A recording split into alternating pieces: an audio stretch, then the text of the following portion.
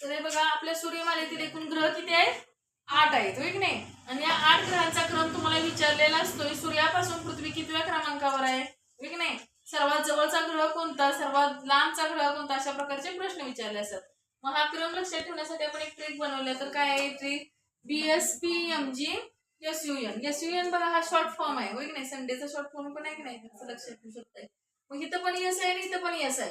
मग हा यस कधी आहे? आधी शुक्र येते, काय येते? शुक्र येते, नंतर शनी येते, असं लक्षात ठेवायचं. काय हा पण यस आहे आणि हा पण यस आहे. मग बी म्हणजे काय?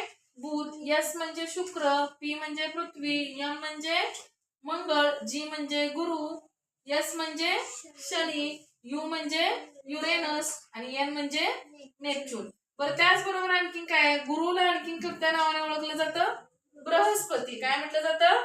बृहस्पती. आणि युरेनसला अरुण आणि नेपच्यूनला वरुण. अशा प्रकारे काय हे आपले 8 ग्रह आहेत, ते लक्षात ठेवायचे आहेत आणि त्याचा क्रम देखील लक्षात ठेवायचा आहे. आणि ही सोपी ट्रिक आहे जी काय BSPMG SUN. BSPMG SUN. Okay.